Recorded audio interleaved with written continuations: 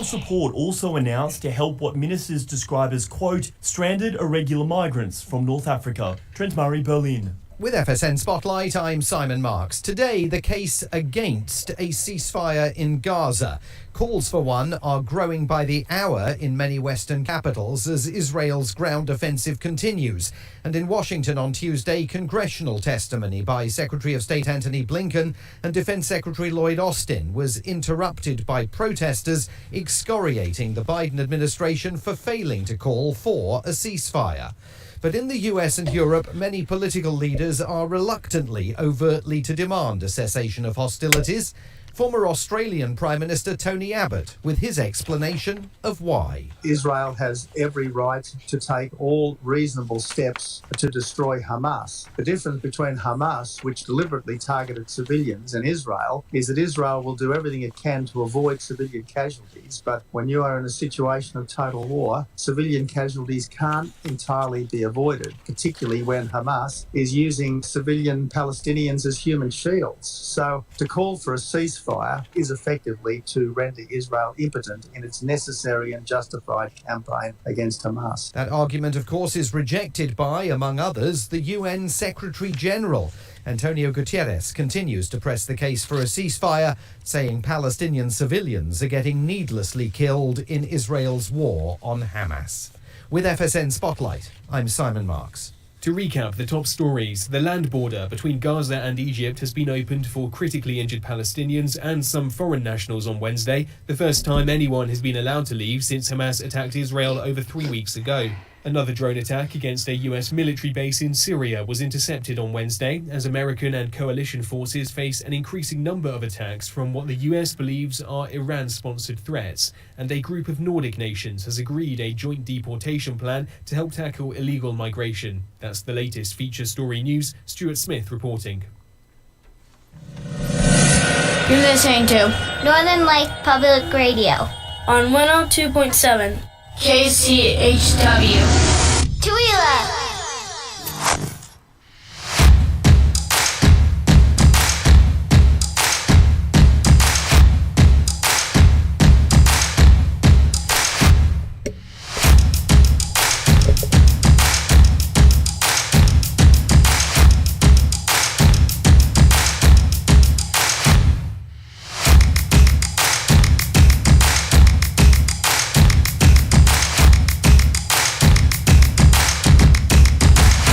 Good morning, it's a KCHW morning show. It is Wednesday morning. We're here with Sharon, Scott, myself, Chuck.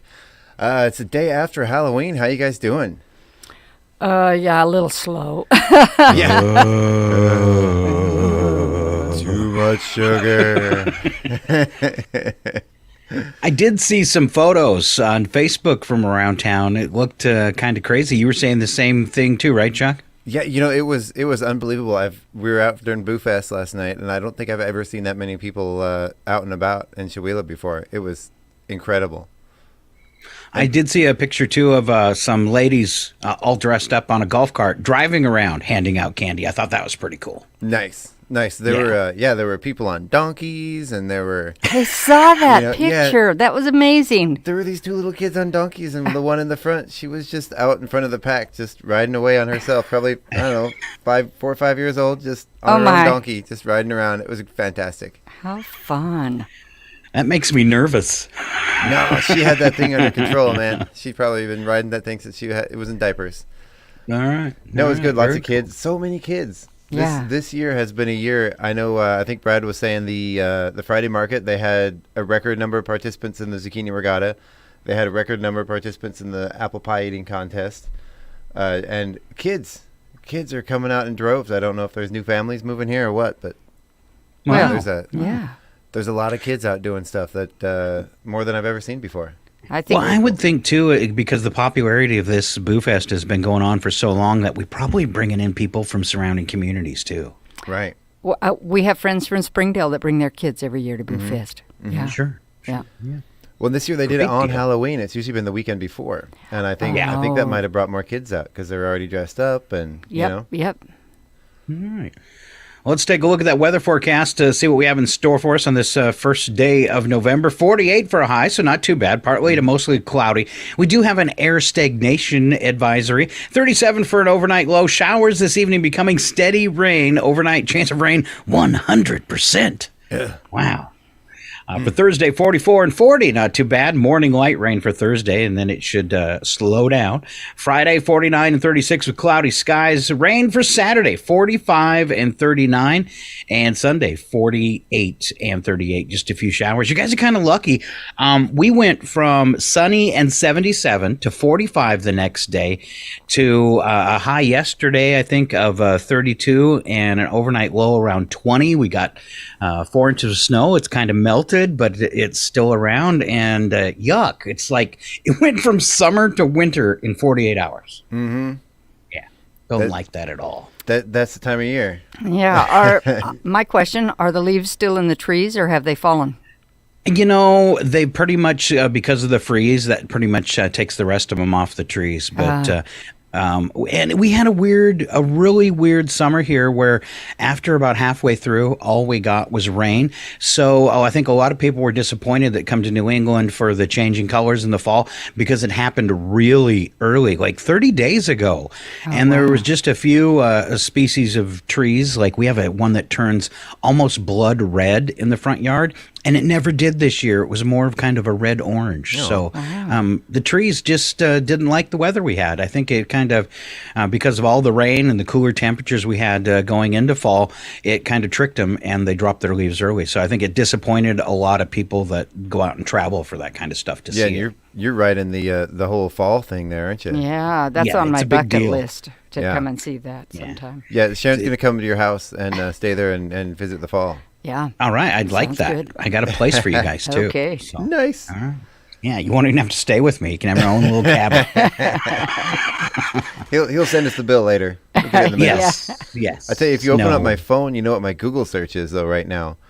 What? Auto start for my car. Oh, yeah. Yeah. I've been getting in every morning and having to sit there and wait for the ice to clear off. Well, you go out and you start it and you go back in the house. Well, that takes pre-planning that I don't have, Sharon. Or you have a garage and you put it in the garage. Usually by the time I get the shoes tied up and everything, it's time to leave. Oh, I don't want to go out there in my PJs. Yeah. I try to remember to park the car in the garage, then I don't have to scrape. Mm. Your car's small enough, Chuck, and it's a Prius. You'd probably just push it and slide to work.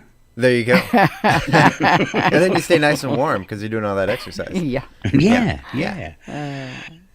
All right, before we get into community events, let's start off with our bits and breaks. And this morning, we each have a joke, and Sharon gets to start. Ooh. Okay. Why don't helicopters fly in the morning? I don't know. Well, it's twirly.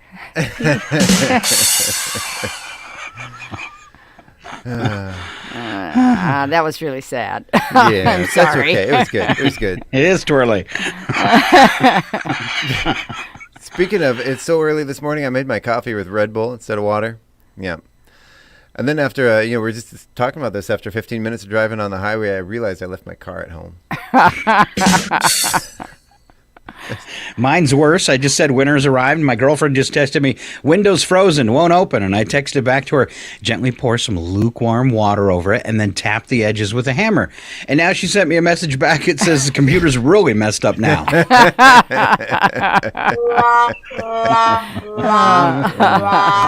She is not going to appreciate that, I should say. That's what I did with the computer towers, right? That's how we get those going? Yeah. Okay. Little warm water really helps the computer get started. It does. Or at least Windows. Too. Yeah. All right, let's do some bits and breaks this morning. What's something, this is a tough one, especially with the climate in our country. It was what's something that 90% of us can agree on. All right, so things people posted. French fries are bad for us, but taste amazing. Oh, absolutely. I can really get along with this next one. The Pringles can should be widened. That's so you can put your hand down beside the Pringles and grab a whole group of them. No, you just tip that sucker back like a drink and go to town. Oh. You can just put a stick in it and crumble them all. Yeah, yeah, then make it eat and then drink it. Yeah. All right, and I like this one too. Social media is nice, but we don't need as many as we have. Well, That's true. I think every time grown-ups start liking something or using it, then the kids make a new one or find a new one. Yeah, they don't want us in Teenagers there. don't want to have grown-ups and parents wherever they are. Yeah. You ever heard a teenager talk about Facebook? They're like, ew, that's for old people. Oh, yeah. We've got a story coming up to later today if we make it to News and Nuggets, and it talks about how in 2065 there will be more dead accounts of people that have passed than people that are alive on Facebook. Wow. Wow. Yeah, I don't know how that... I was going to say, I had a friend request from someone who passed away like 10 years ago, and I'm going... Maybe not 10 years ago, but it was a long time ago. And I'm going, how does this happen? Is he coming from the other side? Yeah. Well, and then somebody, like if you pass away, chances are nobody has your password. So it's not like they could go in and close it. And then a lot of people like to post memories on that family member that's passed away. But I know on my mom's birthday, I had a thing pop up that said it was your mom's birthday and she passed away last year. So that was kind of depressing. I don't know if I want that popping up on my phone or not. I mean, it helped me remember, oh my gosh, it's mom's birthday. But it's at the same time, it was kind of sad. Yeah. Oh. All right, can you guys think of anything else that 90% of us could agree on? Because I can't. Well, most of us can agree that it's hard to get up in the morning when it's cold. Yeah. Yes, there you go. I think this one is diving into politics a little bit. Term limits. There's two sides of that one, though, because we do need some people who have the history. But we also need some of those people that have the history to get out.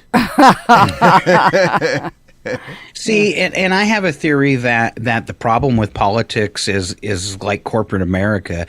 It's the greed that causes the politician with the problems with these lifelong politicians. And I think, when people say, well, you need 2 terms to get the job done at least. And I'm not going to go along with it. You got 1 shot. You got 4 years. Treat it like public service. You don't get a paycheck for the rest of your life. You serve your fellow man in that 4 years and you do the best job you can. And if it doesn't work out, too bad. It's time for the next person to try. That's just, the way I feel about it. Because people have made, look at Congress. There's people that are filthy rich and have made careers out of this. And I think by that point, you've totally lost touch. Well, and our country it's really hard to get people out of office in this country once they're in there. And most countries have, a vote of no confidence. They have easier ways to get people out of office if they're not doing the job. Stevens County is a fine example for the representative district we're in. The same person has been in there now for probably 18 years. And because our county leans so Republican, that person, whether they are good or bad, the incumbent rarely gets voted out. Mm-hmm. So I think it leads to stagnation. Yeah. Yep. All right, how about this? Let's toss this over to Sharon. Sharon, what does November have in store for us? There's a lot of events coming up this month. Well, November 3rd is the Rock and Roll Hall of Fame induction ceremony. Are you going to be inducted, Chuck? My invitation got lost in the mail. Okay. Yeah, maybe next year. Next November 4th. Sorry, Chuck. I just want to ask Chuck if he can play an instrument. I dabble a little bit, like the mandolin and guitar, and I've seen him do the air guitar. Yeah. I can play the didgeridoo. Yeah. Hey, those are all right there in the Rock and Roll Hall of Fame. Yeah. The world famous didgeridoo players. Yeah. In the Rock and Roll Hall of Fame. Yeah. I'm waiting to be inducted into the yodeling Hall of Fame. Do you yodel, Scott? Not very well. Okay, November 4th and 5th, the Bacon Fest in Easton, Pennsylvania. Oh, man. I wonder if they have everything bacon. Everything bacon. I could really sink my teeth into that. Yeah. Yeah. Ice cream. I bought bacon. Jean, our friend Jean, one time. I bought her a tube of bacon-flavored toothpaste because she loves bacon so much. Oh, that is fun. Oh, okay. I guess there is a time where bacon isn't appropriate.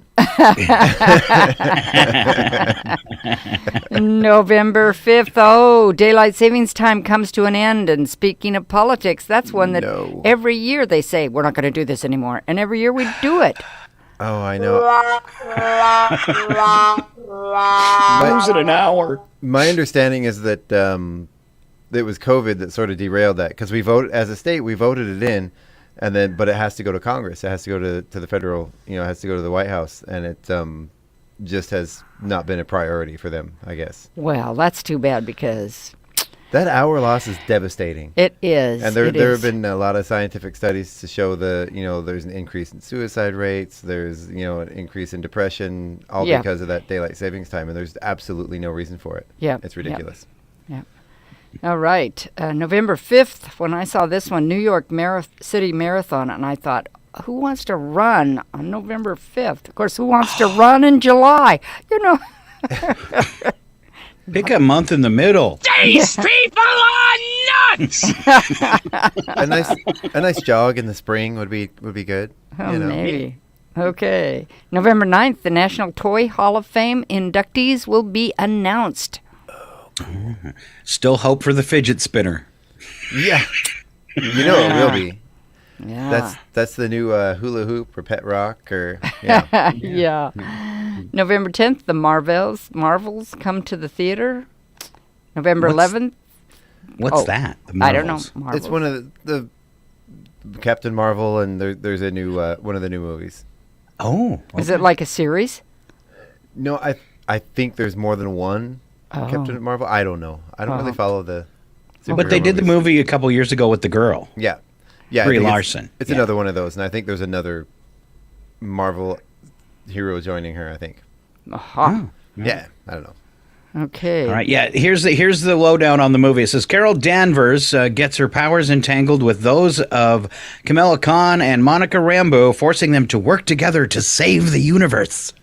Oh, isn't that exciting? It is. Best thing about that movie, Samuel L. Jackson is in it. Also, you don't have to watch if you don't want to. Oh, sorry.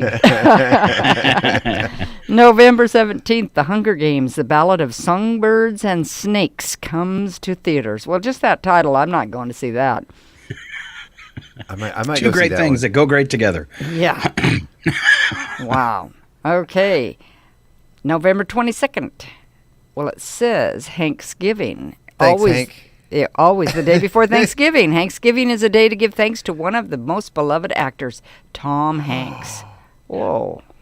Okay. Yeah, can't participate in that one. I'm the holdout. No? Yeah. I'm the anti-Tom. Scott. Yeah. Say it ain't so. Yes, it is. It's so. Wow. Well, yeah. Okay, November 23rd is Thanksgiving. That's not very far away. And to me, that's the forgotten holiday. We go from, when I was in Spokane last week, Christmas stuff is all set up. Oh, yeah. I saw Christmas stuff going up a month ago. Yeah. And so Halloween is a big deal, and then Thanksgiving is the forgotten holiday, and it should be one of our most important ones because we should have gratitude, and it's a family thing. It's not a gift giving. It's a gather your family and show gratitude, whether you eat a turkey or not. You could eat rice pudding, and you could still have Thanksgiving. But that's why the stores ignore it. There's really no money to be made off it except maybe some flower arrangements. Yeah. One year we did a taco buffet on Thanksgiving. It was great. Well, that sounds like fun. It was. Yeah. And November 24th is Black Friday, one of the biggest shopping days of the year. Do either one of you do that? Do you go out shopping? I can proudly say I have never, ever participated in Black Friday. I did when I was younger a couple times when I had little kids, but, it just wasn't worth the crowds, the hassle, or any of it. My sister, she loves it. She loves my sister, she's a scrapper. She was one of those girls in high school that was always getting in fights, and she will literally, she'll put on like black combat gear and put like the black makeup under her eyes. Oh my! And she'll go for the fight. Like she'll watch for that last TV. She'll watch for someone to try to grab it and then like get in there just to start the fight. I think she got kicked out of Walmart one year. Oh. Yeah. She's fun. Exciting. I would not go with her. No. All right. What is the weirdest compliment you have ever received? Chuck Ritchie. Yeah. So someone once told me my nostrils were a nice size.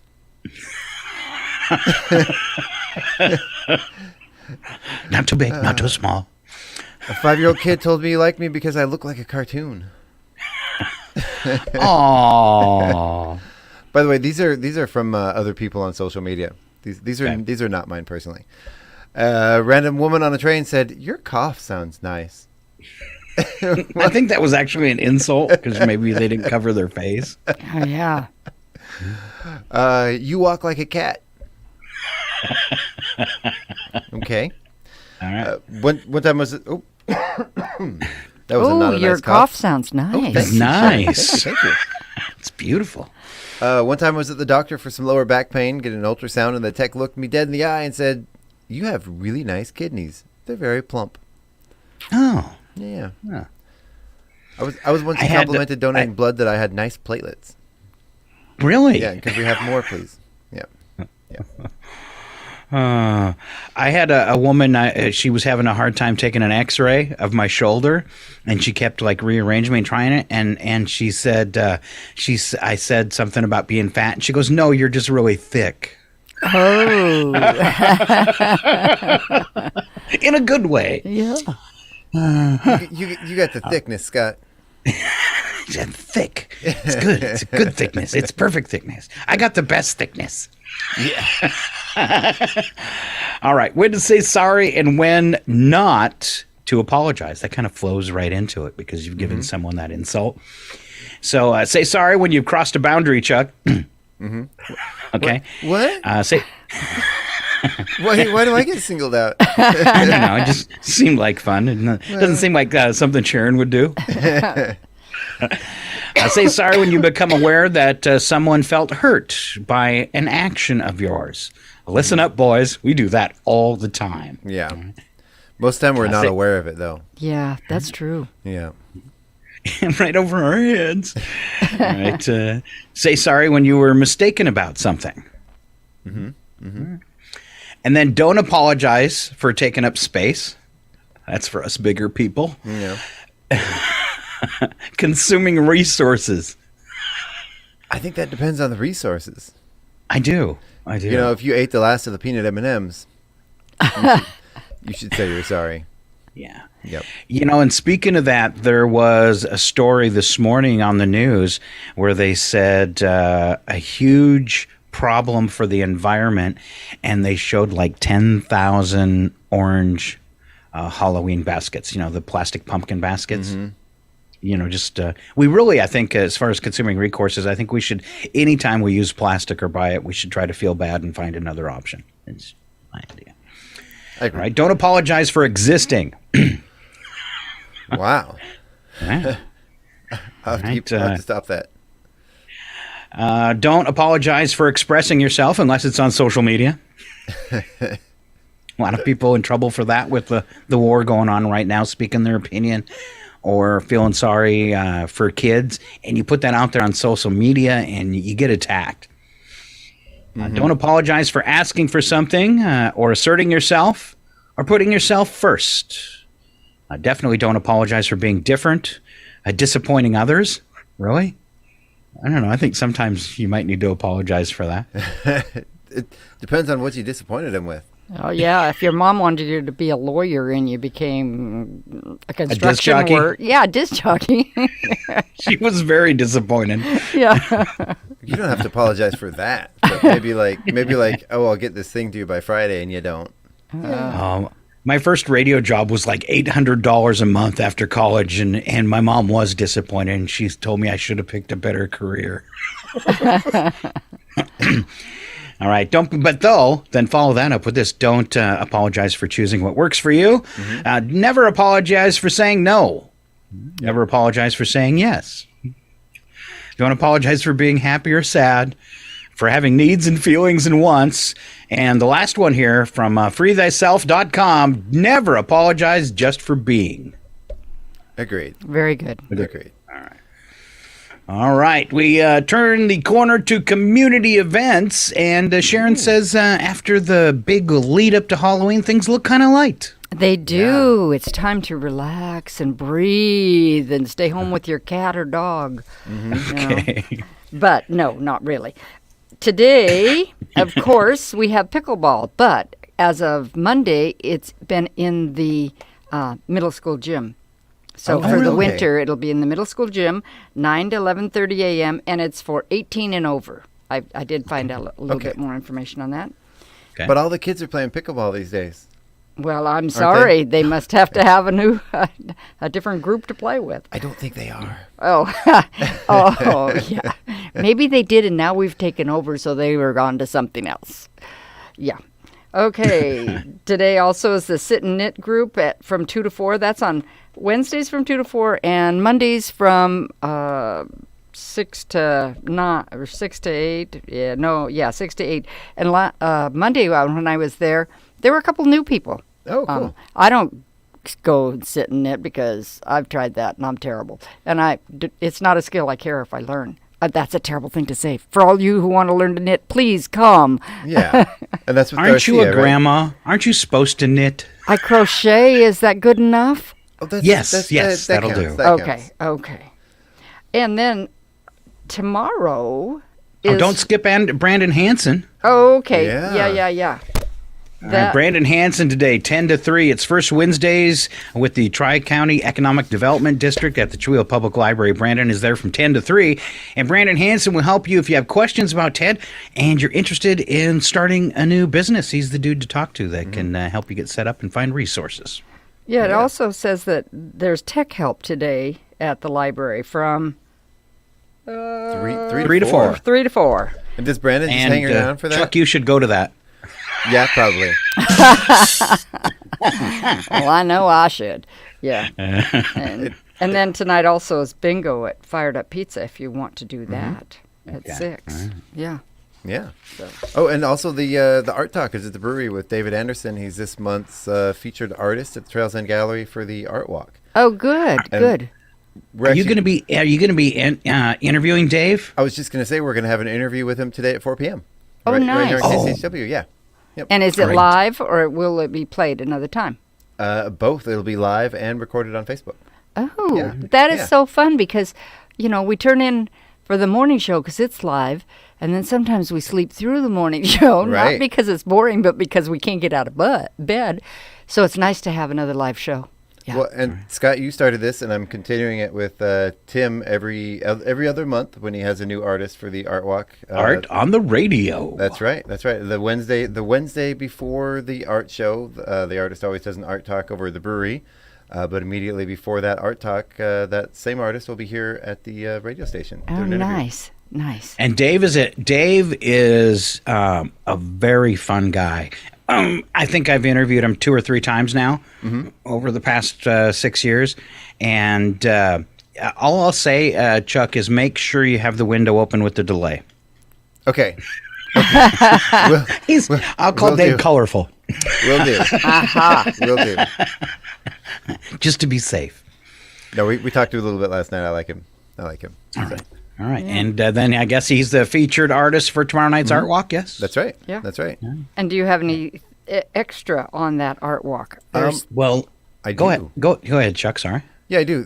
So I'm trying to get it open up in another tab here. But yeah, so Dave Anderson, he's going to be at the Trails End Gallery.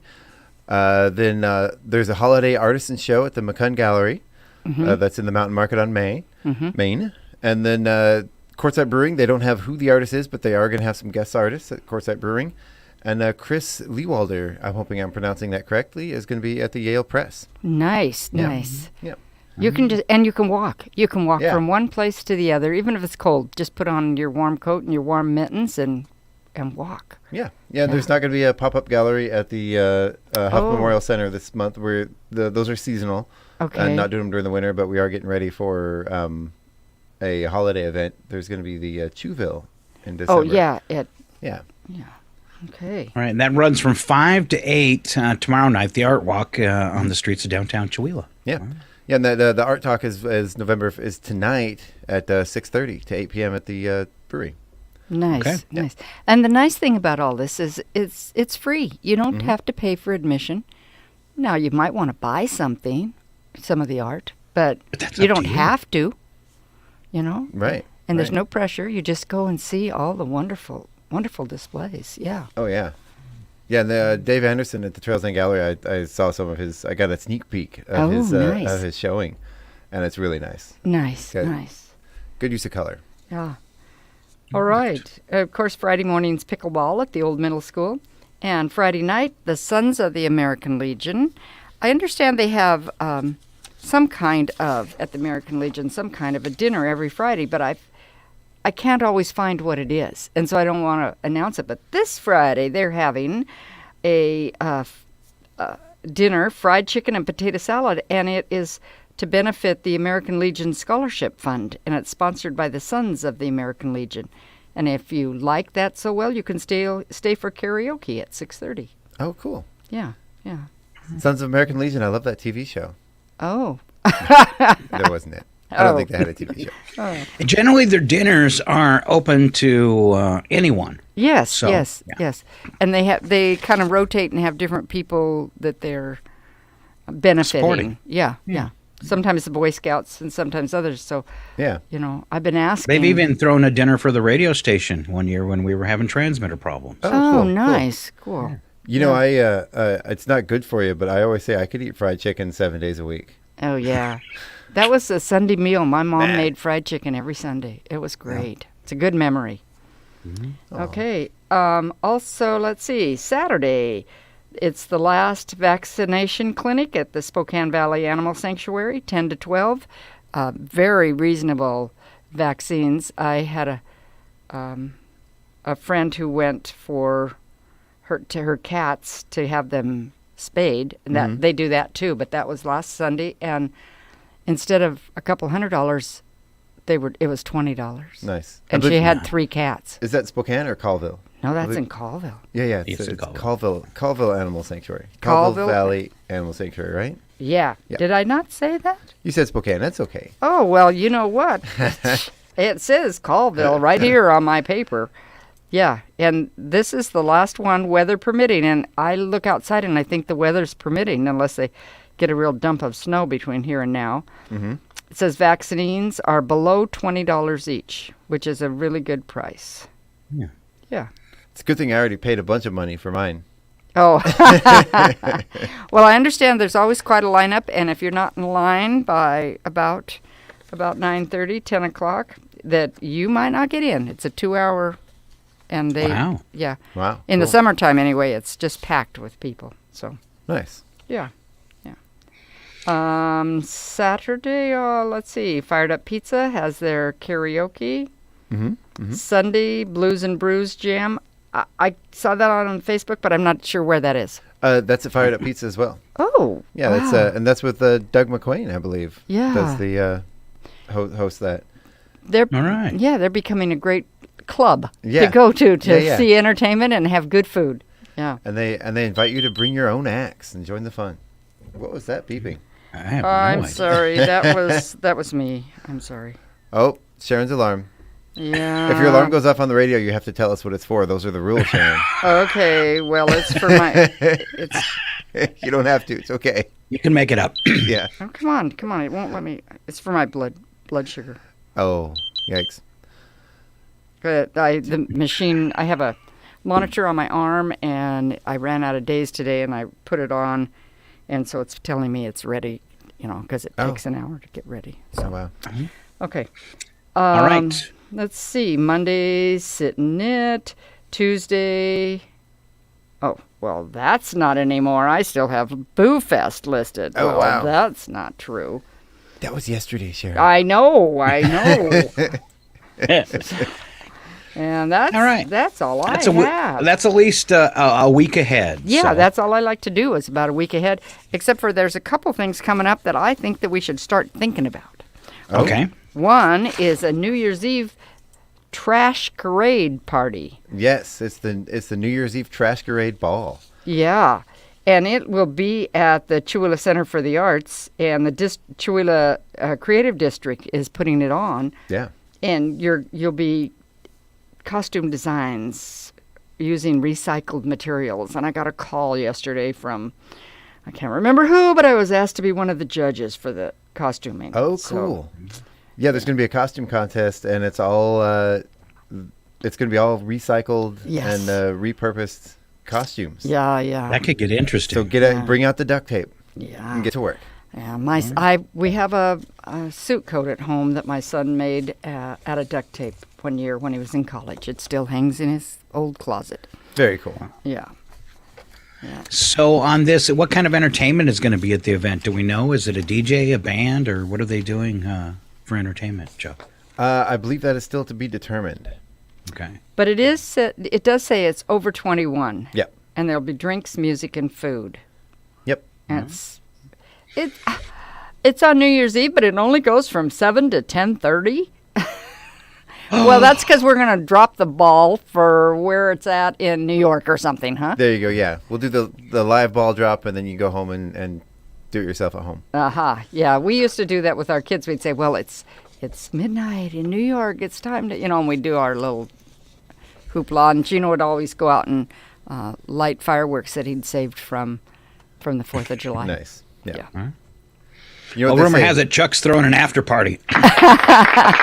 Yeah. You got to come in your PJs, though, because he's going to turn out the lights. That's right. I was going to say here at the radio station, but I don't actually want people to show up at the radio station. Oh, yeah. No, that's why I sent them to your house. Yeah, okay, good. You'll send out the invites later, Scott. Thank you. Yes. All right, you bet. Thanks for taking care of that. All right, anything else, Sharon? No. There's lots of activities coming up in December, but let's celebrate Thanksgiving before we, get a little speaking of Thanksgiving, I've got one in for Debbie, and she wants us to give a shout out for the Chewelah Faith Resource Group is having a Thanksgiving community meal. They do this every year. Excuse me. It'll be at St. Mary's Catholic Church on November 14th at 5 p.m. So just a couple weeks away. Yep. She said this is for everyone. Turkey, gravy, dressing, green beans, cranberries, pumpkin, and pecan pie. And a big thank you to St. Mary's for letting them use the kitchen and dining room. All right. And last year, I believe it was last year, I went to that, and I still got in during the hours, but all the food was gone. So don't wait. Yeah, don't wait. Yeah, I think they had a roll left they gave me, and they were so apologetic, and I said, no, it's my fault. I was busy working, and I didn't get here. And so, yeah, so, and there were so many people there, so many friends there. It was great. Yeah. All right, this one in from one of our volunteers, Melissa Silvio. She works with the Valley Historical Society, and they're having a Raise the Roof fundraising campaign for the Little White Schoolhouse. We talked a little bit about this from the holiday. She's going to come in sometime in the next couple weeks too, and set in with a show on us on Wednesday and tell us what they've been doing and the history of the little schoolhouse. Yeah. So they want to get the roof done as soon as possible. The sooner they get the roof fixed, the sooner they can complete the restoration of the inside, which is going to be transformed into a museum and a small art gallery for the Valley community. You can go online to their Facebook page to find their link to their GoFundMe fundraiser, and that's facebook.com/Little White Schoolhouse. All one big long word. There you go. Nice. And hopefully she'll bring pictures when she comes in, or send them ahead so we can have them on so our Facebook friends can see them. Yeah, we can post them online during the show. As we do it. Our video switching software that we use to broadcast for Facebook and YouTube and Twitch will actually let you rack up a slideshow and show it while you're broadcasting, so she could talk about each picture and that kind of stuff too. It's kind of fun. Oh, that would be fun. Yeah. Oh, and also speaking of the Chewelah Creative District, they are putting out a call for artists. That deadline is November 10th for the Christmas in Chewville event. That event is actually happening December 2nd at the Huff Memorial Center. And we've gotten quite a few artists already that are participating, and those applications for vendors and artists are still open. You can get them submitted by November 10th. Yep. Okay. And that's just they can get in there then and showcase their work? Yep. Yeah, get in. They can set up a booth and sell their wares, or just be a showcase artist. And the event. If you go to the Sri Creative District website, there's a link on the calendar, or you can just go directly to there, or send your information to info@srilaCreativeDistrict.org. And the more varied, the better. Yeah. There's the little mom and pop, and there's the people who do it commercially and sell all over all year long. And you want both of them. Yep, exactly. Yeah. Exactly. All right, then before we go to break, let's do some fun and games. Yeah. The following program is closed captioned for the thinking impaired. And today it's Sharon versus Chuck Ritchie. I want to ask you a bunch of questions. I want to have them answered immediately. Well, maybe not immediately. Yeah. No, immediately. All right. Well, I see the first three answers, and my mouse won't let me. Oh, look away, look away. What are you, cheating? No, I'm trying. I was trying to go down so I couldn't see it, and it's all frozen. Did you get it? Is it still there? Yeah, it's still there. She's really trying hard not to look at the screen. Yeah. Okay. She's nervous. Okay. All right. Well, I'm going to ask some questions as well that aren't on the screen. Oh, that you good. won't know the good. answer to. So you only have to look away for the first few. Okay. All right.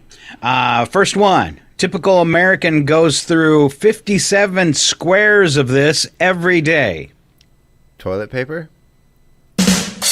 Yes. Okay. That's the only thing in squares, really, that everybody uses in their home, is it? Don't have a square to spare. Yeah. Napkins, maybe? That napkins. seems like a lot. Pretty napkins. Yeah. All right. What Hall of Fame will you find in Canastota, New York? It's for a sport. Hockey? Canastota. It is not hockey. Oh. How far north is that in New York? I don't know, but it's not hockey. Okay, it doesn't sound like a basketball place. No. Is it pickleball? No. That's what it we is want. a sport much like hockey where people can get hurt. Curling? I was going to say curling. I couldn't think of the name. All those not curling-related injuries. Gosh. Is it wrestling? It isn't wrestling. Do they have a Hall of Fame for professional wrestling? I'm sure they do. It's really not a sport. Wow. It's more and I'm not looking in the answers right there on the bottom, and I haven't looked yet. I said it's where they get hurt. Hurt. It's a sport where you can get hurt. Is it highlight? You can get hurt in every sport if you're silly enough. Well, this one, the purpose of it is to get hurt. Boxing. Boxing. There you go. Okay. All right. 81% of parents will do what today? Go into a sugar coma. Yes. Eat some of their kids' candy. All right. So we can pretty much be guaranteed, though, what Sharon was just talking about. She will not be doing that. Nope. All right. We call this one Breakfast Bingo, and you guys can shout them out together. The idea here is to spell bingo by the questions I ask you. And we'll start off. Of course, the first letter will be a B, and I'll make it easy. Obama's first name. Barack. The delay was scaring me for a second. Being of characteristic or of a being or characteristic of a single thing or person. What?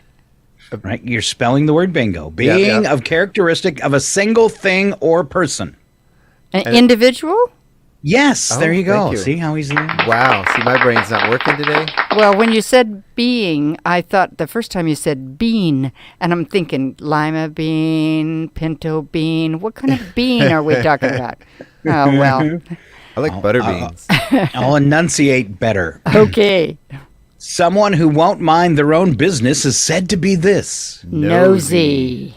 The sound turkey makes. Gobble, gobble. Yep. Okay. And what we all do on Thanksgiving. Overeat. Yes. Oh, you guys work together. You spell bingo. All right. I'm going to be surprised if either of you can get this. Okay. What famous fictional character's mom's name is Missy? This is a cartoon. A lot of time these cartoons come up around the holiday season. What famous fictional character's mom's name is Missy? Is that Charlie Brown? Ew, you got the right cartoon, but you don't have the right mom. Lucy? No. Is it Pigpen? No. Linus? No. Ooh. What other characters are there? Snoopy? You forgot the... Yes, Snoopy! Oh, Snoopy's mom. But since you guys named every character in the cartoon without the correct answer... I just equate Snoopy and Charlie Brown as like a team. You know, they're one. All right. Eastern Ocelio, Rio Grande, Miriam's, and Gould's are all subspecies of what animal? What? Eastern Ocelio, Rio Grande, Miriam's, and Gould's are all subspecies of what? Snakes? They run all over the place in Stevens County. Run? Yes, it's an animal. They run everywhere. Skunks. No. Deer? No. Dogs? Something... No, it is a wild animal. Oh. Coyotes? No, especially important this time of year. Turkeys. Which you both are. All right, let's keep going with this turkey thing. This is called One of Us is Lying, the Turkey Edition. Ooh. Okay, so one of these is going to be a lie. Okay. All right, wild turkeys can run at speeds up to 25 miles per hour. November is National Turkey Lovers Month. And wild turkeys have vision that is 3 times better than a human's eyesight. Which one's the lie? That's the wild turkeys have the vision. Yeah, I'm going to go They're with the so vision. dumb, they can't see anything. Oh, I just made that up. I don't think so. Now, if I couldn't see the answers, I would have guessed running up to 25 miles per hour because I've tried to chase them out of the way with my car. That was a joke. Is that true? The actual lie is the one you guys probably thought was the most likely. November is not National Turkey Lovers Month. They make it in June to try and get people to eat turkey all year long. Well, if you think about it, it's really Turkey Haters Month because, you know, this isn't a kind month for the turkeys. No, not at all. No. So, all right, so let's try it again. Okay, I'll try harder. All right, there is a sport called bonsai skydiving where you throw the parachute out of the plane first and then jump after it. Wow. To make an ounce of chocolate requires 7 gallons of water. And if you are 6 feet 2 inches tall, then you are taller than 94% of the world. Which one's a lie, guys? I'm going to go with the chocolate one. Yeah. Because I've seen chocolate made, and there's no water involved in that process. Yeah, that's what I think, too. Although the parachute one sounds pretty hokey. The parachute one is true. Oh, okay. All right. Wow. And when you throw the parachute out of the plane and jump after it, there's always somebody in the plane that says this. You can do it! I hope it's at least like tied to their, like have a lanyard or something tied to their wrist so in case they miss it. Yeah. Yeah. All right. If you are 6 feet 2 inches tall, you are taller than 94% of the world, and I'm jealous. Oh, yeah. All right. And you guys picked the right one, but for the wrong reasons. To make an ounce of chocolate does not require 7 gallons of water. It requires, it says, 125 gallons. You're that kidding. Can't be true. What? Yeah. I'd say maybe a pound of chocolate. They could say, that doesn't, yeah. Do they use the same water over and over and over? I don't know. You know? I don't know. We need to do further research. We'll be back tomorrow. I'm gonna go research it in my kids' candy bags from last night. All right, 450,000 people injure themselves each year in the United States by doing this at breakfast. Overeating. It's you're gonna probably cut yourself or stab yourself. Oh, cutting with a knife their pancakes or something like that? Can you give me a specific breakfast food that'd be real easy to slice your finger off doing? Morning meats, like a ham or something. That's a good guess. I'm looking for a bread product. Oh, bread. A bagel. Slicing a bagel. The most dangerous breakfast food ever. The bagel. Because you put your finger in the middle and then you slice it. That's pretty dumb. That's how I hold them. Look. All right. Let's see. Those are repeats. So I guess you guys are off the hook, and you're both winners in my book. There you go. All right. Before we go, I would like to just since it happened this morning, I'd like to do what Scott thinks about in the hot tub. Okay. All right, everybody can relate to this. The first thing I thought about when saying out of sight, out of mind, it does not apply when I'm in the room and I catch a glimpse of a spider and then lose it. Oh, that's definitely on your mind. Yes. Also, 40 years from now, some of the recipes that we steal from food blogs will be known as old family recipes by our grandchildren. Okay. My grandma made this one. What, Chuck? My grandma made this one. Nothing puts you in a bad mood faster than when you feel perfectly fine and someone tells you that you look like you're in a bad mood. Oh yeah. I have kind of a face that looks mad, and my kids would say, "Mama, are you mad?" No, I just wasn't smiling. I just kind of. That is referred to as RBF. Google it. Thank you, Chuck. You're welcome. All right. If your birthday is December 31st, you can never, ever say your birthday is next year. Oh, I have a daughter born that day. Ouch. Oh, you can't, can you? No. Right. The whole world celebrates her birthday. I also decided I never want to be a tutor because the goal of a tutor is to get them to stop hiring you. Oh, yeah. Ooh. Yeah, but if you're good, somebody else will hire you. That's right. Yep. I also decided this one, leaving the toilet seat up, is a man's way to show we aren't peeing on the seat. You're welcome, ladies. Yeah, stop complaining.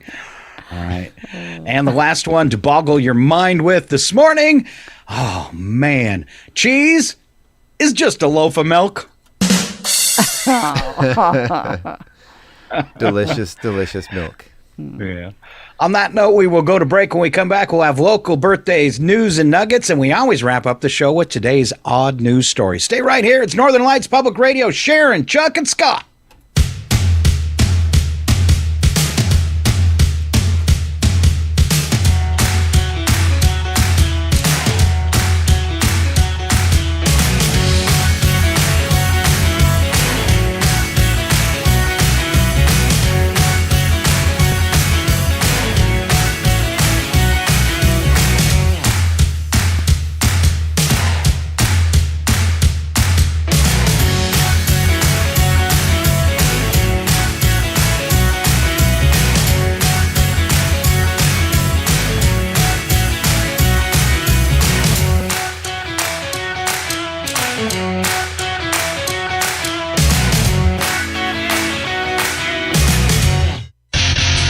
You're listening to 102.7 KCHW, Chewila. The Public News Service Daily Newscast, November the 1st, 2023. I'm Mike Clifford.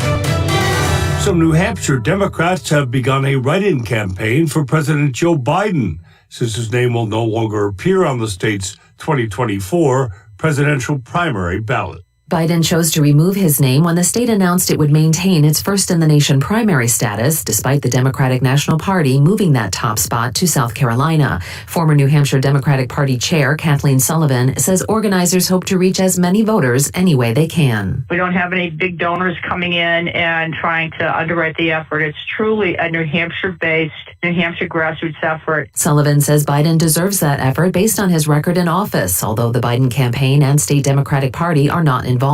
At least 7 GOP candidates will be on the ballot, including former President Donald Trump. I'm Catherine Carley reporting.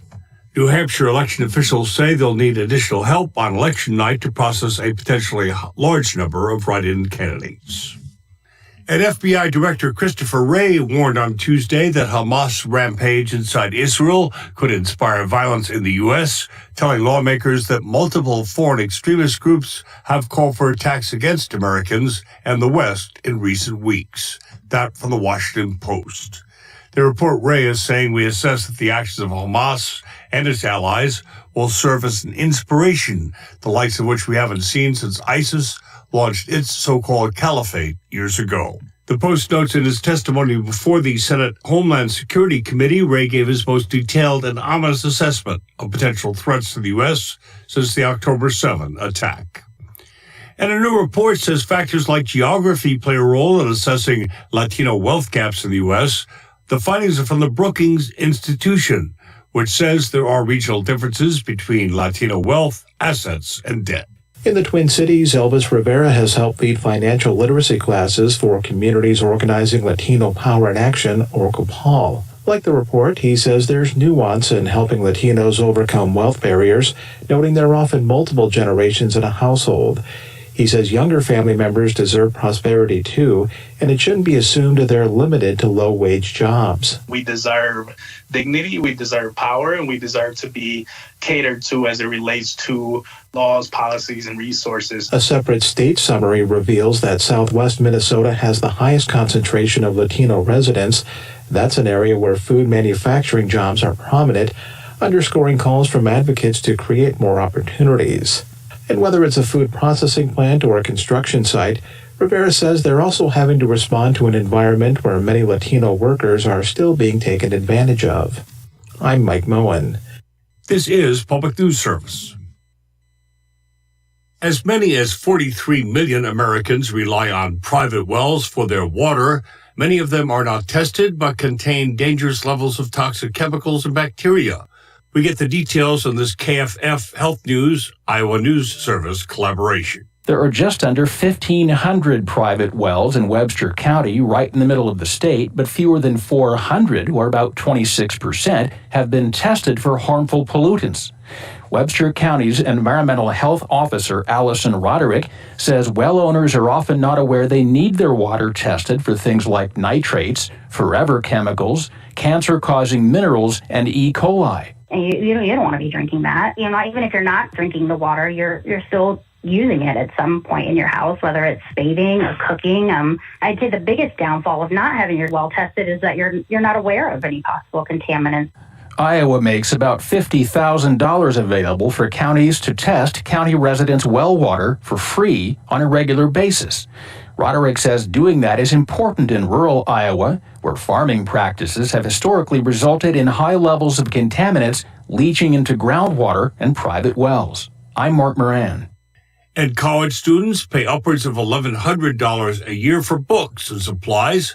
Many schools are working to try to reduce that burden. A study from the U.S. Public Interest Research Group finds the cost of course materials has increased at 3 times the rate of inflation since the 1970s, due mostly to a lack of competition in the college publishing industry. Kaylin Nagel with the Mickelson 20 Million Minds Foundation is a co-author of that report. We see 65% of students skip buying a textbook due to cost. And 21% of students skip buying an access code because they can't afford it. I'm Suzanne Potter. Recently, Governor Gavin Newsom signed Assembly Bill 607. It requires colleges and universities to disclose the cost of their courses ahead of time. Finally, Erica Lattis lets us know Colorado schools are joining the struggle to hold off the worst impacts of climate change and lower their energy bills. By installing solar canopies on top of overheating parking lots. Over $33 million from a climate fund approved by Denver voters will be invested to install and maintain canopies at 12 schools and other locations. Emily Gedeon with the city's climate office says schools and communities across Denver will see significant benefits. The energy produced by these solar panels are going to power the school. The excess energy that's generated is going to be donated by bill credits to DPS families in need. The canopies are projected to save hundreds of low-income families up to $700 a year on their utility bills. This is Mike Clifford for Public News Service. Here are some radio stations, big and small, your favorite podcast platform.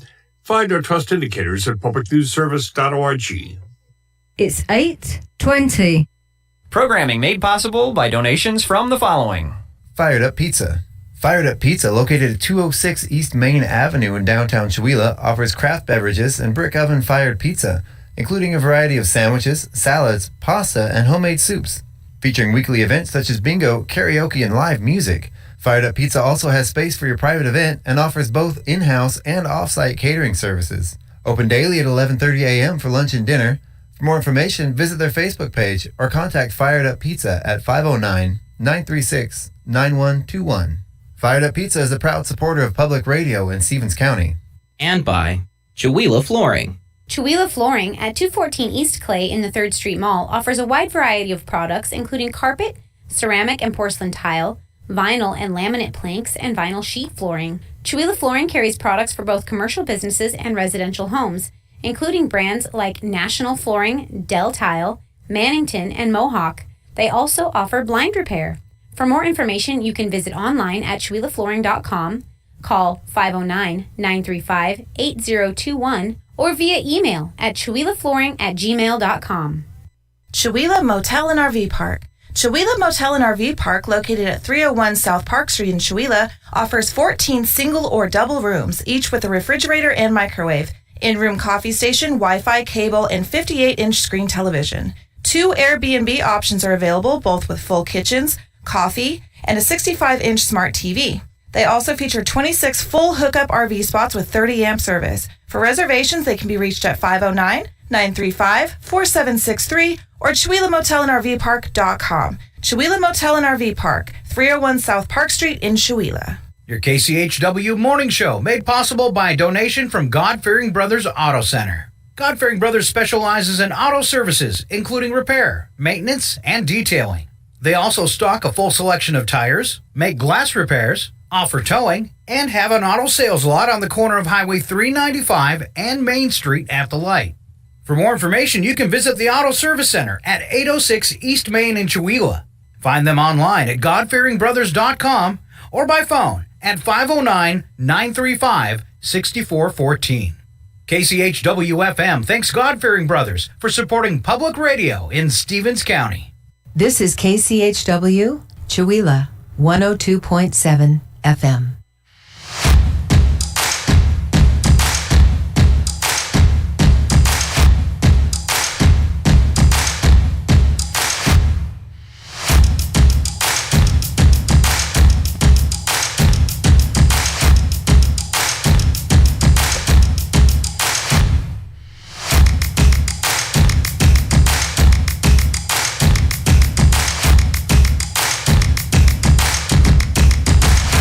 Good morning. Welcome back to the KCHW Morning Show. We are here with Sharon, Scott, myself, Chuck Ritchie. Oh, did you guys have a good break? Yeah. Yes, more coffee. Right? I didn't get more, but I did have I tried what you did this morning, Chuck. I made my coffee out of Red Bull. Oh, good. How's it taste? I wonder if that's a thing. I wonder if it'll work or if I'll ruin the coffee pot, but I want to try it. The carbonation sounds a little funny going through the machine. Sounds like a lot of foam. I tried it in the Keurig machine. It didn't work. All right.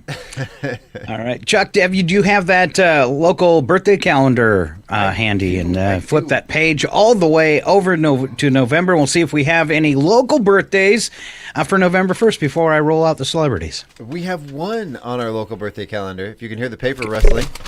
Okay. It's Wayne Peck. Wayne Peck. Happy birthday, Wayne. All right. There you go.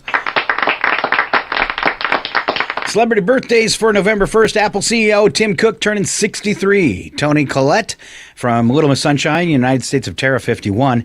Jenny McCarthy, also 51.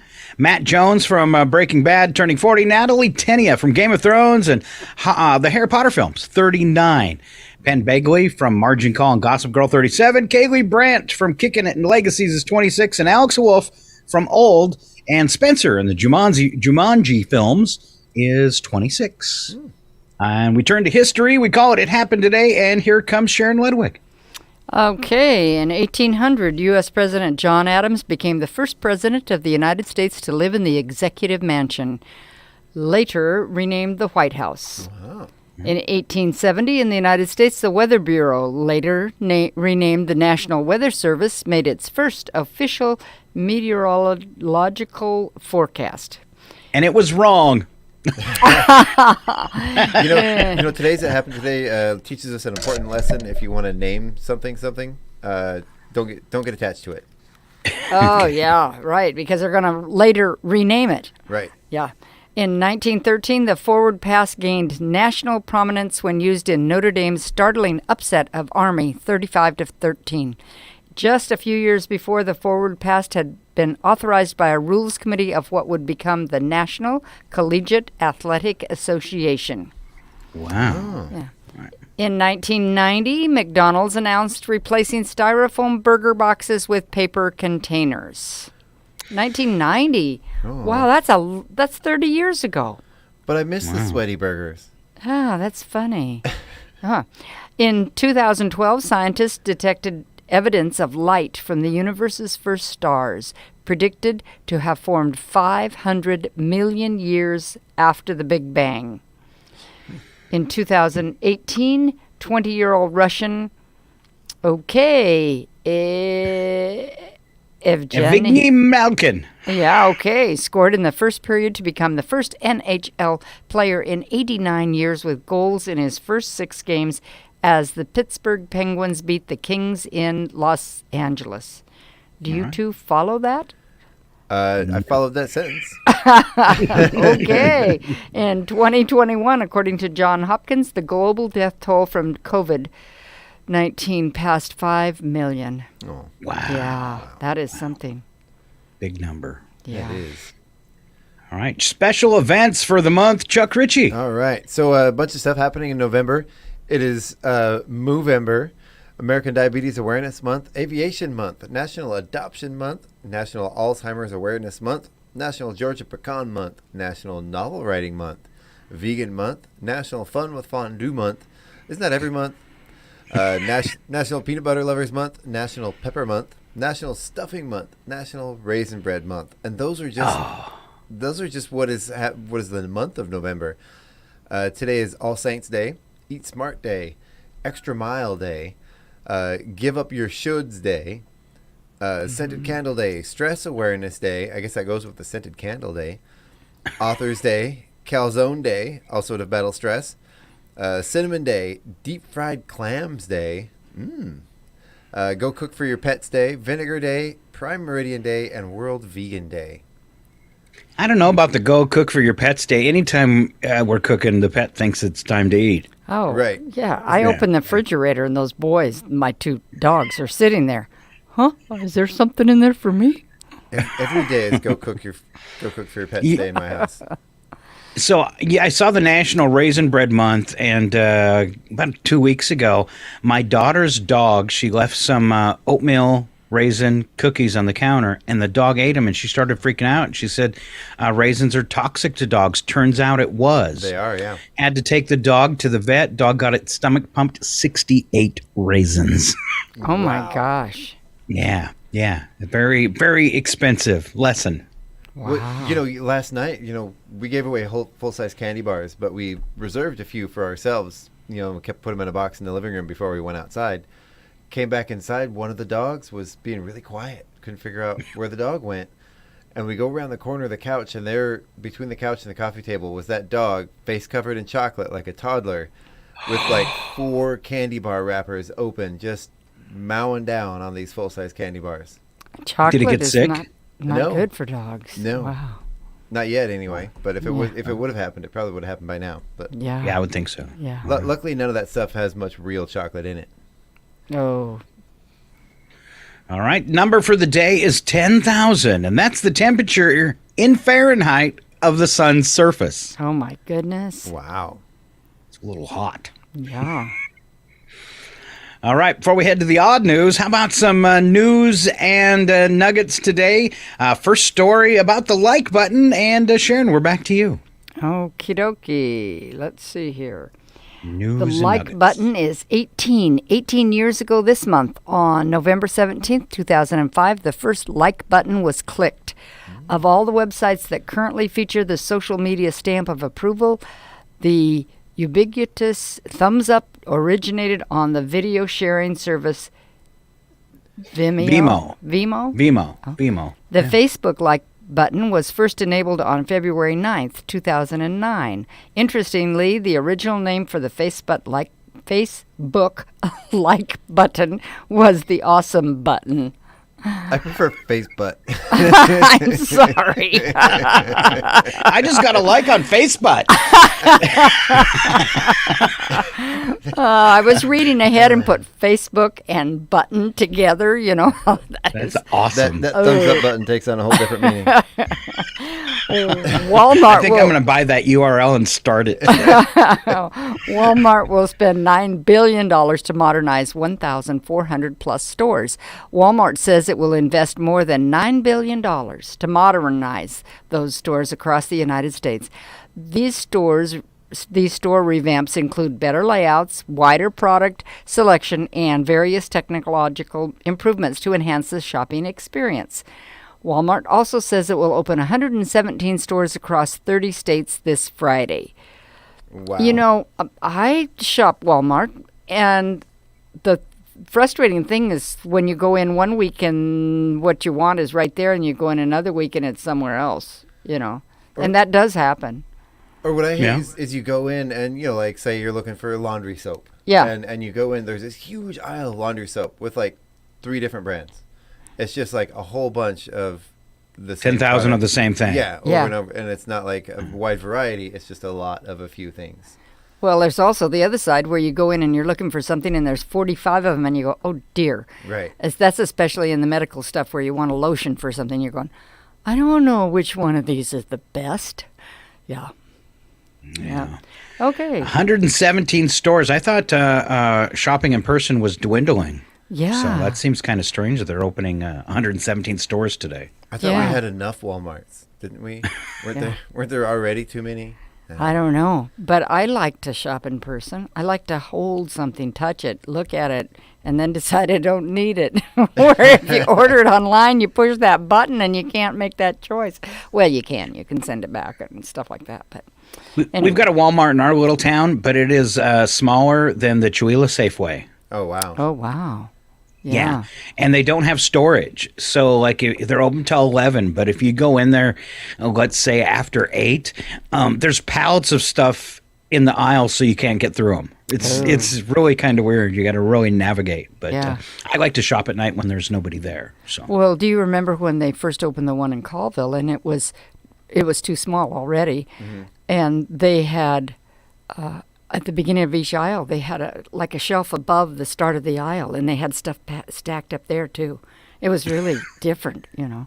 Yeah. The best thing to do, especially if you're in a city, is do your Walmart shopping at like 3 a.m. Oh. And that is the best people watching time. You go into Walmart, like the ones that are open 24 hours, and just kind of walk around and watch people, and it is a fascinating experience. I don't know. I went to that one down on the Y, and I went in at like midnight, and I came out at 1 o'clock. I was actually, with what was going on in the parking lot, scared to get to my car. Wow. Oh, wow. Wow. Yeah. I don't know about that 3 a.m. And I couldn't tell, the sketchy people from the employees because they were all hanging out together.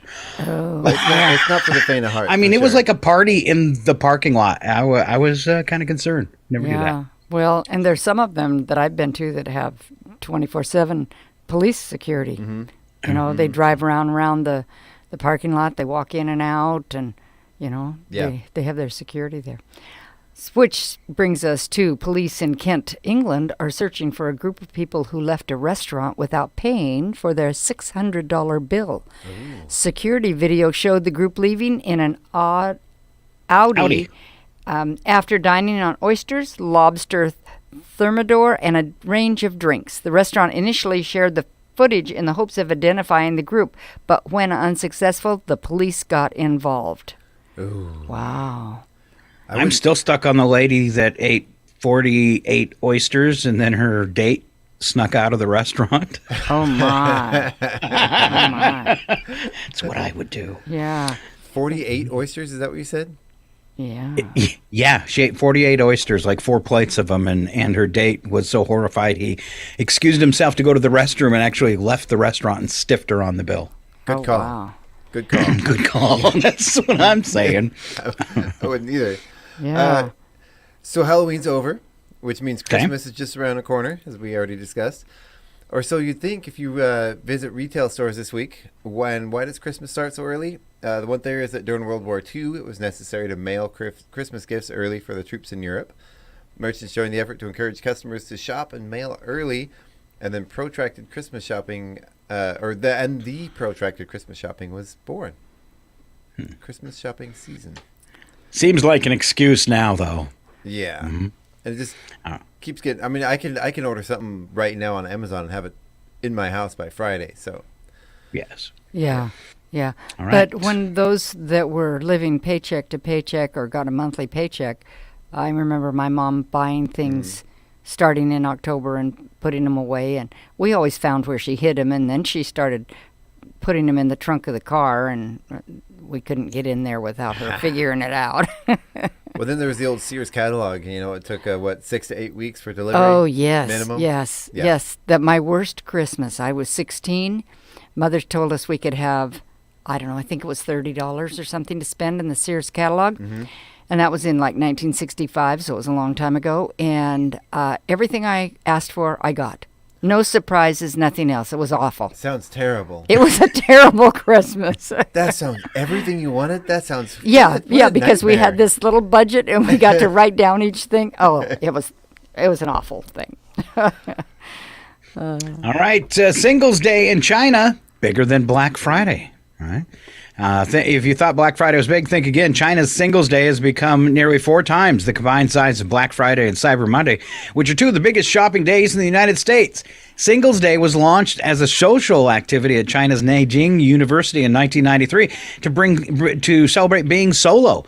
In 2009, China's huge online retail website Alibaba adopted the celebration as a commercial holiday, capitalizing on the Chinese saying, if you can't be with someone you like, you can at least be with something you like.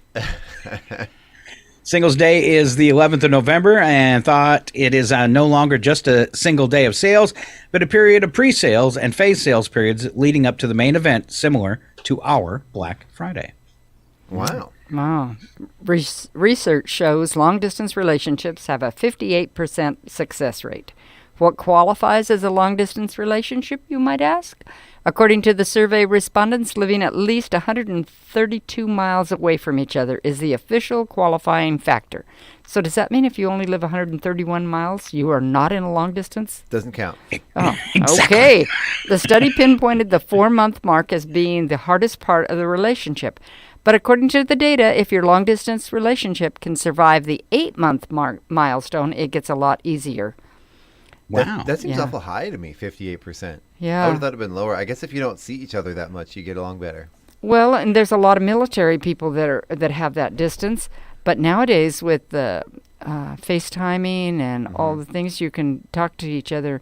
And does that count? Because you're he's in the same room with you, but he's on a screen. Or she's in the same room. I think that's still long distance. Yeah. I did that for a while. It's still kind of impersonal. Yeah. Oh, yeah. Yeah. All right, Chuck. Okay. When, if ever, will Facebook contain more profiles of the dead people than living ones? Based on the site's growth rate and the age breakdown of their users over time, Facebook's crossover date, the date when the dead outnumber the living, will come sometime around 2065. Wow. Well, that's a long ways away. We'll not be here for that. Probably not. Yeah. All right. A climber in Utah found himself stuck on a cliff face for 12 hours after his knee became firmly stuck in a crack. His friends attempted to rescue him, but were unable to free his knee. Emergency assistance was called, and a helicopter was dispatched to the top of the cliff to send rescuers down rappelling ropes. After several hours of trying to free the man's knee, additional support was called in from another rescue team. Together, they successfully freed the man and lowered him to safety. Man suffered only minor injuries. So the first thing I would think of is to use dish soap, because that's what you use to get a ring off when it's stuck. Butter. I used to be a rock climber until I took a crack to the knee. Okay, DoorDash has introduced a pop-up message in its app that warns customers that orders with no tip might result in longer delivery times. The prompt asks customers if they are sure they want to continue with an order that has no tip, as it may take longer to be delivered. This move by DoorDash appears to be an attempt to show customers that drivers prioritize more profitable work. Dashers, as independent contractors, have the freedom to accept or reject orders based on their preferences. Now, I know my daughter worked for, one of my daughters that lives in Spokane, worked for DoorDash and somewhere else, and she said that you really don't make a lot of money. No. Tips are really important. Yeah. Yeah, if you want your order, leave a tip. Yeah. You're paying. And don't try to get a job doing DoorDash driving a 4-door Buick. Oh, yeah. Right. Exactly. Probably not going to get good gas mileage. Yeah. Well, you got to think too. Yes, it costs a lot of money, but you're not having to leave your house. You're not having to drive anywhere. You're not having to put pants on. Yeah. So it's worth it. It's worth it. All right, Chuck. Okay. Most people drink coffee first thing in the morning, but is that the right way to do it? If you've ever had coffee and felt like it didn't work for you, you've run into the field of chronopharmacology, the study of how medications and drugs interact with your biology. Let's skip to the boring parts and get right to the caffeine. In the morning, your coffee will probably be the most effective if you enjoy it between 9:30 and 11:30. In the afternoon, the precise optimal time to drink coffee is at 2:16 p.m. 2:16. I get that because I'm always ready for a nap at 3. Who figures these things out? I don't know. See, that's why I get a cup of coffee on the way to here in the morning before the show, and then about 9:30, I'll go get another one, and then about 2:15, it's probably about right to get a third. Yeah, that's fair. All right, let's wrap it up here, and then we will head for today's odd news. Whether you're a manager, a customer, or a parent, odds are pretty good you'll be giving someone some negative feedback soon. If done incorrectly, negative feedback can lead to resentment. So here's a tip from the experts. Keep it short. According to an article in Fast Company, length doesn't correlate to success when it comes to delivering negative feedback. Long conversations confuse as often as they clarify. Your goal is to communicate the negative feedback, not to produce a dazzling epiphany, a heartfelt apology, or a ton of emotive dialogue. Once you've communicated your message, get out of the conversation and allow time and space for the feedback to work. So, little advice for managers. One thing I always tried to practice, and Chuck could tell me if I haven't done it properly, is if you're going to give somebody a negative comment, tell them what they're doing right along with it. Oh, there you go. You don't want to. When I used to teach a broadcasting school and you're critiquing DJs a DJ's tape of their show, you always tell them what they're doing right, because you don't want to make the person feel bad or depressed or worry about the possibility of their employment, that kind of stuff. So that's what I was. Is if I'm going to give you one bad thing, I want to give you 3 things that you did right too, so you can still feel good about it. Or just keep it short. You suck. Discuss amongst yourself. Is that what I did, Chuck? No. All right, let's move the show around and wrap it up with people that are weirder than the rest of us. Slap some bacon on a biscuit and let's go. We're burning daylight. It's the world of strange. A world gone wacky. Out here, due process is a bullet. And some of the scariest people on the planet. I think you're bluffing. Be afraid. You look mighty pretty when you get mad. It's your odd news on KCHW. Just sit back and enjoy the show. Always kick off the day's odd news with a little special we call the news attack, where the first sentence is true and the second sentence is always a bad joke. And let's keep going clockwise and kick it off with Sharon. Okay. Long distance relationships have a 58% success rate. Well, I've had milk in the fridge with better odds of survival. Sorry, I had to scroll that down because the little Facebook was on top of it. Is it my turn? It is. Okay. It's clockwise. Oh, okay. As we look at yourself on the camera. There you go. I use a digital watch, Scott. Thank you very much. Walmart says it'll invest more than $9 billion to modernize over 1,400 stores across the U.S.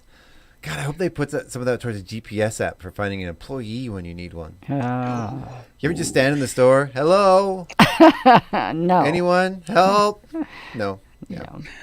All right. Walmart will open 117 stores across 30 states this Friday. Finally, a solution to the nationwide shortage of discounted pool noodles. I needed some discounted pool noodles fairly recently, and I couldn't find any. For insulation?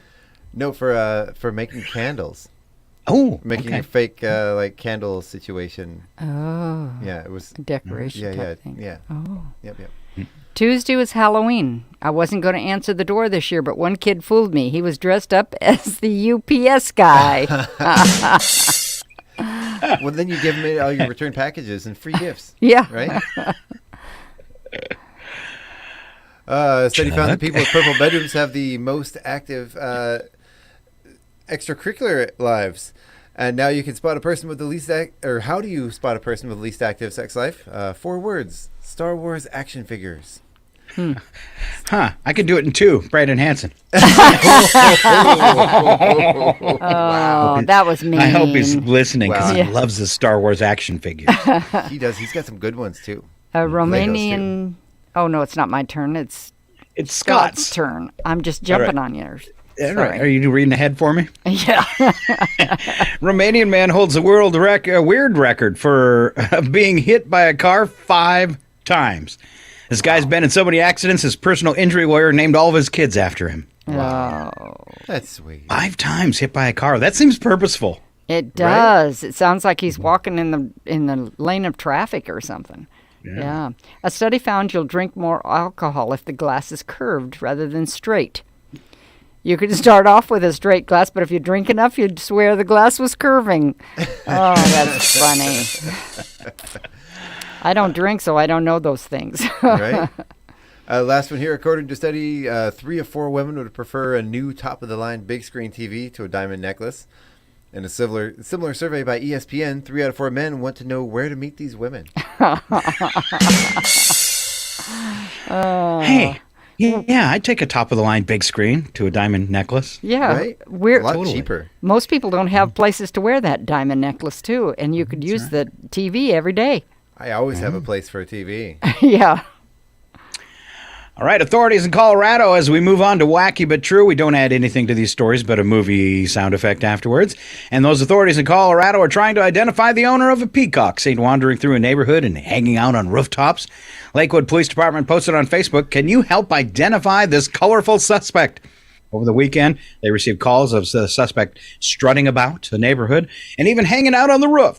Peacock was taken to the city's animal shelter while police attempt to find the bird's owner. And how do you get a peacock off the roof?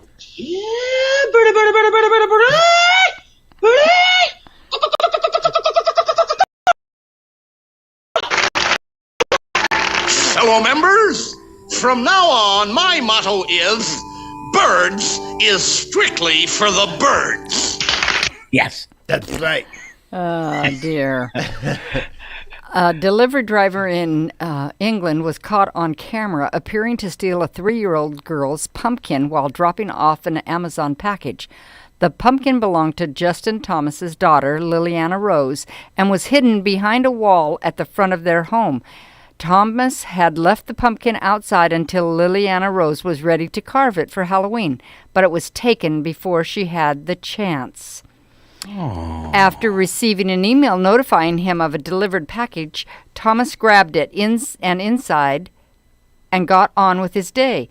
The next morning is when he discovered that the pumpkin was missing. Upon reviewing the security cameras, he realized that the Amazon delivery driver had taken the pumpkin. Video shows the driver dropping off the package and then loading the pumpkin into his van. Amazon has launched an investigation and issued an apology. Amazon also offered Thomas a reimbursement and a gift card as a gesture of goodwill. Oh, wow. Yeah. Who does that? I don't know, but you'd think with all of the stories about people being caught at people's doors doing things on camera, that people would quit doing things because they'd be worried about them being on camera. I mean, I would just assume at this point that everybody has a ring cam. Yeah. Yeah, you'd assume that. And I, Jack, the Pumpkin King. That's right. I am the Pumpkin King. You know what the best thing about the ring cam last night? So, we ran out of candy, and we turned off the lights and everything, and closed the door, and there were still some kids coming up afterwards, and you watch them come up that ring cam, and you turn it on with your phone, and you go, "We're out of candy." And see the kids jump. That's horrible. The candy is gone. Yeah, it's fun. It's always fun. And we're watching you. That's right. That's right. A man from Connecticut, Groton, Connecticut specifically, has been arrested for allegedly impersonating a police officer after it was discovered that he had installed police lights in his Dodge Challenger to help him get to work faster. Wow. The 43-year-old man-child, Michael Marshall, was stopped by a trooper who noticed the Challenger displaying red and blue lights. It was later determined that Marshall was not a law enforcement officer and did not have authorization to use such lights. He admitted using aftermarket controls to illuminate the lights for the purpose of driving through traffic more quickly during his commute. The strain was terrific. And impossible though it seemed, he got an idea. To the Idiot-mobile. Huh. It's like the guy that got busted yesterday was in the odd news story. He'd taken a Chevy truck and painted it like a Border Patrol truck and put lights on it. And then on the side of it, it said Booty Patrol. Wow. You know, my father was a police officer. He was a retired police chief. And my sister would have parties or would be at parties. And my dad would find out where those parties were and show up with his lights on. Sometimes it would just be to pick her up after the party was over or whatever, but he sure did love to scare all the kids. Yeah. Wow. Got a kick out of it. All right. National Park Service has announced a closure of an 8-mile section of the Blue Ridge Parkway near Asheville, North Carolina, due to reports of visitors feeding and attempting to hold a young bear. During the fall months, bears may forage for food up to 20 hours a day as they prepare for hibernation, much like Scott. This makes them more likely to seek out human food, increasing the risk of encounters with humans. Yeah, when I was a kid, the bears in Yellowstone, we went there a lot camping, and they would come right up to your car, and they'd put their noses right in your window, and people would feed them. And I remember as a younger child, junior high probably, seeing somebody attempting to put a child on the back of a bear so they could take a photo of it. Yeah. Yeah, Seems so nice. It's like a big dog. Yeah, it's a Yogi Bear, Yeah. Speaking of Yogi. Okay. Hey. First, I set the alarm clock for like spring. Then I jumps into the sack, Jack, and snooze awake the winter. That's what I want to do. Why don't humans hibernate? We should. I mean, you'd save a lot of money. You wouldn't have to grocery shop or anything for 4 months out of the year. I think it would be great, and you just lay in bed and sleep the whole time. I'm down so for funny. All right, last story is all you, Sharon. In the Croatia, a man dressed as a superhero climbed a tree to rescue a stranded cat. Realizing he had a fear of heights halfway up, the man got stuck, requiring firefighters to rescue both him and the feline. Oops! Do I look like a cat to you, boy? Am I jumping around all nimbly-bimbly from tree to tree? Nope. Probably shouldn't have climbed it. How'd you get out of that, Scott? It is something that happened to me because I'm horribly afraid of heights. It's the thing I think all short people have. You know, when I first realized I had a fear of heights, I was doing construction as a teenager on a rooftop, and I couldn't get down off the rooftop. Yeah, I can go up the ladder and step onto the roof, but stepping back on the ladder is horrifying. Yep. When your legs start trembling and you just can't go anymore. Yeah. Yep. I was about 16 when that same thing happened to me. I went up on the roof to help my dad. He was building a house, and I couldn't get down, and I cried, and it was awful. I can't remember if he had to come and help, actually put my leg on the top rung or whatever. I don't remember. I just remember not being able to get down.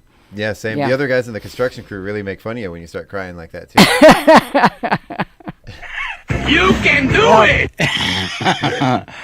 All right, that is our show for today. Thank you both, and thank you, Sharon, for all the good info about community events. Yeah, it's good to see you, Scott, every week.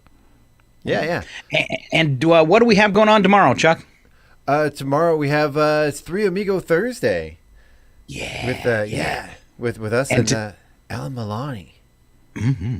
And then what about today? You got something special going on this afternoon you should tease. That's right, 4 p.m. We have an interview with, I believe I've closed, I can't remember his name off the top of my head. I'm so sorry. Dave Anderson. Dave Anderson, thank you. I knew it was Dave. I couldn't remember the last name. We have an interview today at 4 p.m. with Dave Anderson. He's going to be this month's featured artist at the Trails End Gallery. And one of the coolest guys you can meet. He's an awesome dude. I'm very, a big very Dave cool. Anderson fan. Very And great art, too. All right, get out and enjoy that tomorrow night as well. Other than that, for Sharon, Chuck, and myself, we say goodbye and have a great day. Keep on listening to Northern Lights Public Radio, KCHW 102.7.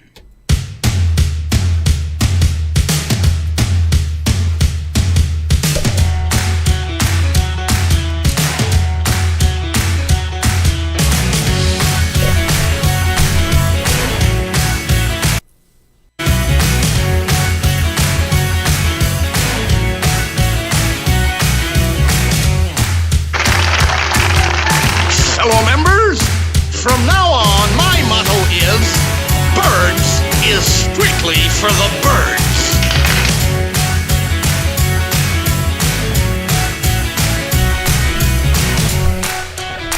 This concludes the broadcast from World Control.